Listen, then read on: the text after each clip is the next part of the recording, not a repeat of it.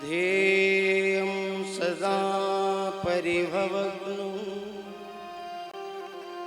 मभीष्टदोहम्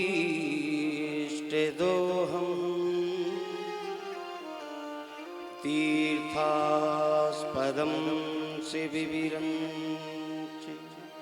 नुतं शरण्यम्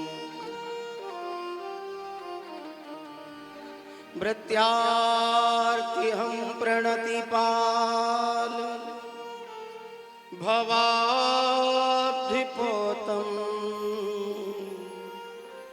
वन्दे महापुरुषते चरणारविन्दम्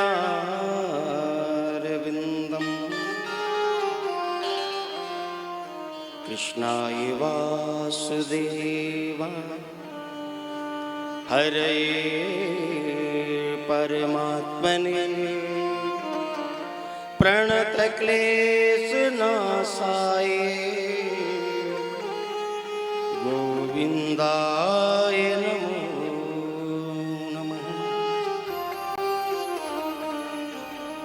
गुरुर्ब्रह्मा गुरुर्विष्णु गुरुर्देवो महेश्वरः गुरुर्साक्षात् परब्रह्मा तस्मै श्री गुरुवे नमः। अतुलित बलधामं हेमशैलाभदेहं दनुजवनु कृशानं ज्ञानिनामग्रगण्यं सकलगुणनिधानं वानराणामधीशं रघुपतिप्रियभक्तं वातिदातं नमामि।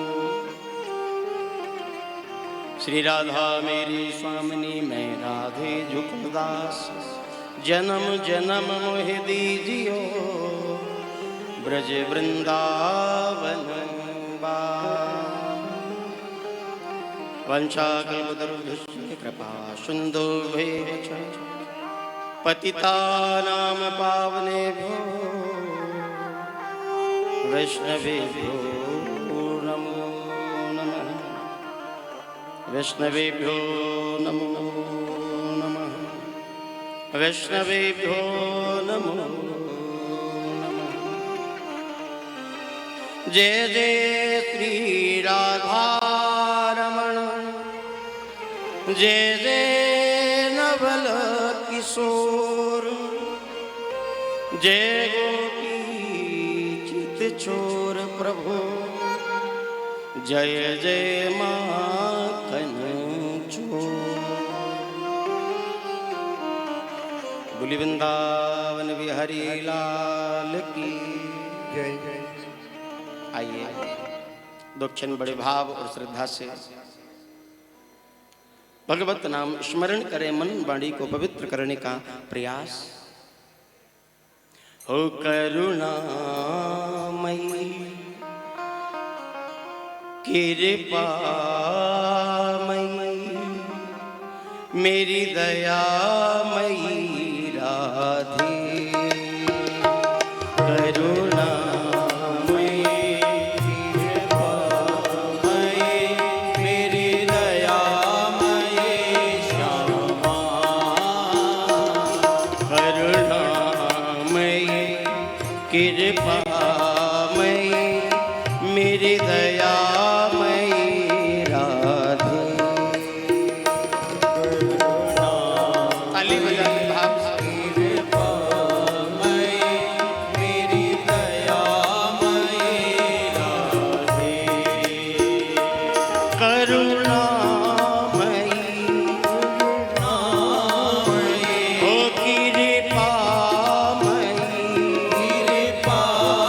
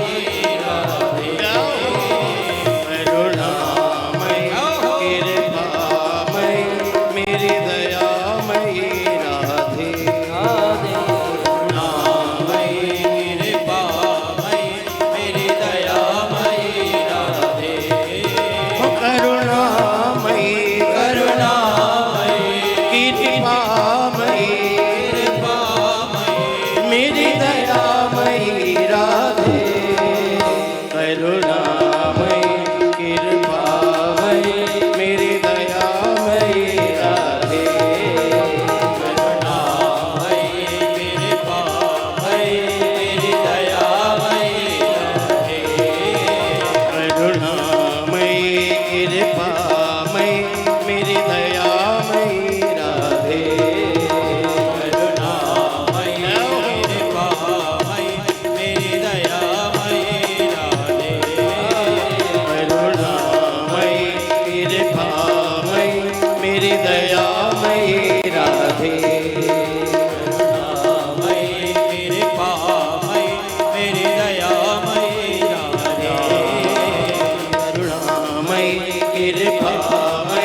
मेरी दयामय राधे करुणामय कृपामय मेरी दयामय राधे जय जय श्री राधे बोली वृंदावन बिहारी लाल की श्री भागवत भगवान की श्री सुखदेव जी महाराज की श्री गोवर्धन नाथ की श्री सद्गुरुदेव भगवान की जय जय श्री राधे जय जय श्री राधे। परम मंगल में प्रात प्रकलेश्वर अकारण करुणा वरुणालय भक्त वांछा कल्पतरु श्री तड़ित वनिंदित पीतांबरधारी आनंद कंद परमानंद मेरे बाल कृष्ण प्रभु की वांगमयी प्रतिमूर्ति श्रीमद् भागवत महापुराण भक्त ज्ञान यज्ञ आज गोविंद कृपा भगवत कृपा से इस भक्त ज्ञान वैराग्य की पावन त्रिवेणी का शुभारंभ द्वितीय दिवस में प्रवेश करते हुए भगवान को बार बार नमन वंदन करते हुए आज की मधुर वेला प्रारंभ करें। एक बार प्यार से कहिए राधे राधे। कल श्रीमद् भागवत पुराण कथा अंतर्गत हमने अपने यहाँ भागवत महिमा को श्रवण किया। भक्ति नारद संवाद एवं गोकर्ण धुंधकारी उपाख्यान श्रवण किया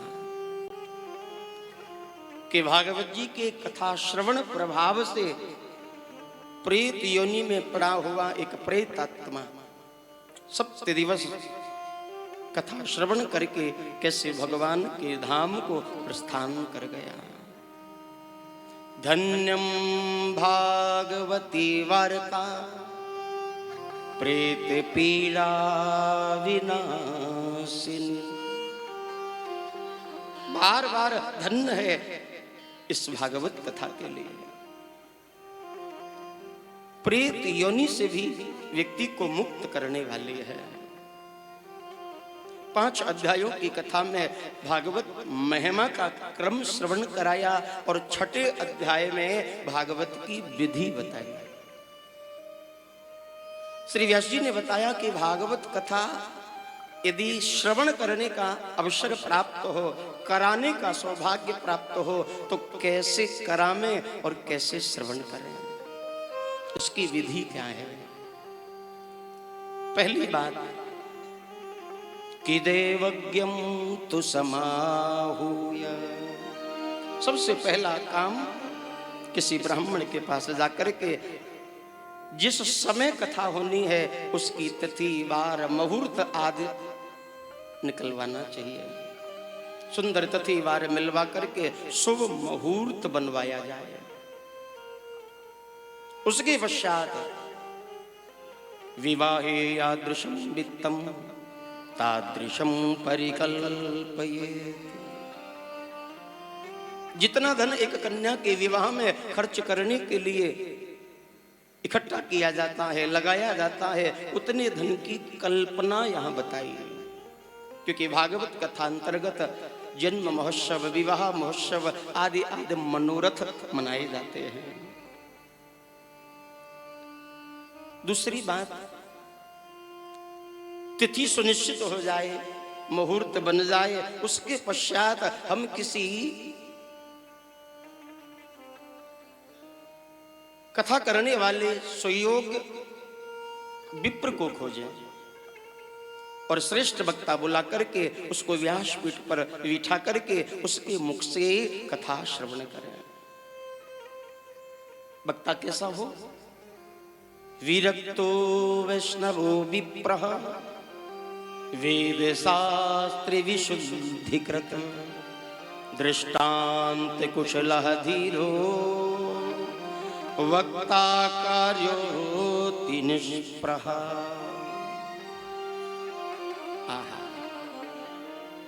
वक्ता कैसा होना चाहिए? बोले सबसे पहली बात और पहली शर्त, वक्ता विरक्त हो। विरक्ति का तात्पर्य यह नहीं कि जिसका घर परिवार ही ना हो, मन से विरक्त हो। वैष्णव हो, भगवान को मानने वाला हो।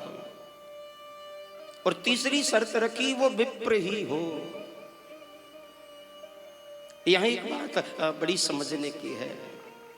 व्यास जी ने जो शब्द प्रयोग किया है, उस शब्द में ब्राह्मण शब्द नहीं लगाया है, पंडित शब्द नहीं लगाया है। शब्द प्रयोग किया है केवल विप्र, कि विप्र के मुख से कथा श्रवण करनी चाहिए। विप्र के मुख से कथा सुनो। अच्छा, ये ब्राह्मण, पंडित और विप्र प्राय एक ही है। वही ब्राह्मण है, वही विप्र है और वही पंडित जी है, लेकिन इसमें भी साहब सूक्ष्म भेद है। ब्राह्मण कौन होता है? जिसने किसी ब्राह्मण माता और पिता के माध्यम से जन्म लिया हो, ब्राह्मण कुल में जो जन्म लेकर के आया हो। कि जन्मना ब्राह्मणो गेयः संस्काराद् द्विज उच्यते विद्याभिर्च भवेद् विप्रः त्रिभिर्श्रोत्रियमुच्यते। जिसका जन्म ब्राह्मण कुल में हो गया वो ब्राह्मण कहलाता है। अच्छा, ब्राह्मण होने के बाद एक संस्कार है जिसको कहा जाता है यज्ञोपवीत संस्कार। वैसे वैश्य कुल में भी यज्ञोपवीत होना चाहिए, क्षत्रिय कुल के बालक को भी यज्ञोपवीत होना चाहिए, लेकिन ब्राह्मण को तो परम आवश्यक है। जन्म लिया, जन्म के पश्चात यज्ञोपवीत धारण जब हो जाता है तो वही ब्राह्मण द्विज बन जाता है। गायत्री मंत्र मिल गया, गायत्री की दीक्षा मिल गई, यज्ञोपवीत संस्कार हो गया,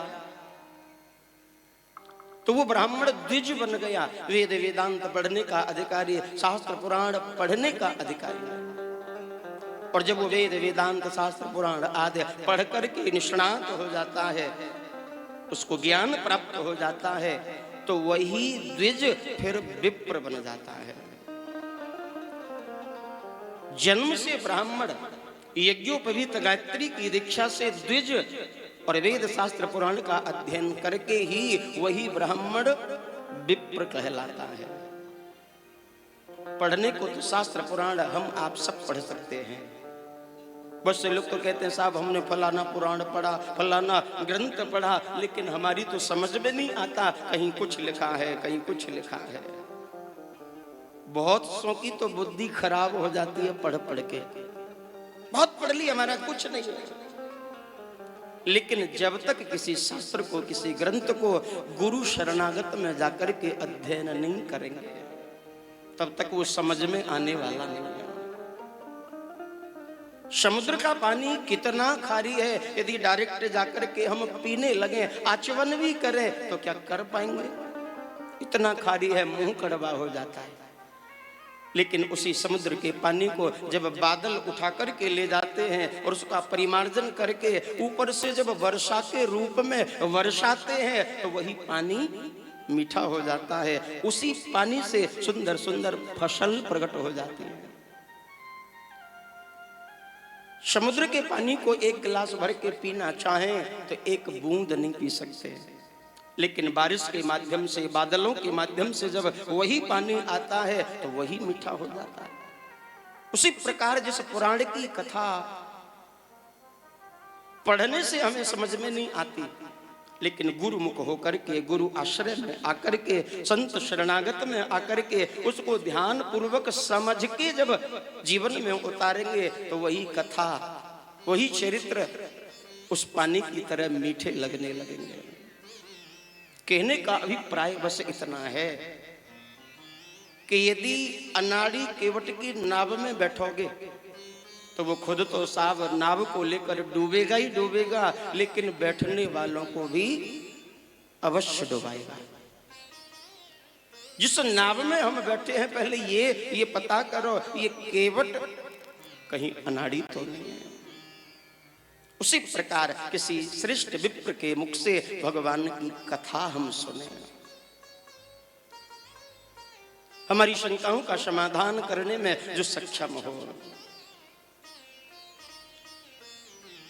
दृष्टांत कुशलः धीरो, कोई छोटा मोटा दृष्टांत देकर के उसको समझाने में कुशल हो, ऐसे किसी ब्राह्मण को बुला करके व्यास की पीठ पर बिठा करके कथा श्रवण करनी चाहिए। उसके पश्चात व्यासपीठ पर जो भागवत जी विराजमान हैं, भागवत जी की जो पोथी विराजित है उसको केवल पोथी ही न समझें। एक किताब रखी है, पुस्तक रखी है, ऐसा भाव नहीं आना चाहिए। व्यासपीठ पर स्वयं भगवत स्वरूप भागवत के रूप में विराजमान है। तेने यम वांगमयी मूर्ति प्रत्यक्षावर्तते हरि। ये जो भागवत जी है ये प्रत्यक्ष श्री कृष्ण का वांगमय स्वरूप है, ऐसा समझ करके भागवत जी को प्रणाम करना चाहिए। स्वयं भगवत स्वरूप विराजमान है शब्द ब्रह्म के रूप में, और उसके पश्चात व्यास आसन पर जो वक्ता विराजमान है, ब्राह्मण बैठा हुआ है, उसको केवल एक साधारण ब्राह्मण न समझें। जब वो व्यासपीठ पर आसीन है तो वो सुख स्वरूप है। सुखदेव जी जैसा भाव मन में लेकर के कि सुख रूप प्रबोधज्ञ सर्वशास्त्र विशारद एतत् कथा प्रकाशेन मदज्ञानम् विनाशयति। हे प्रभु,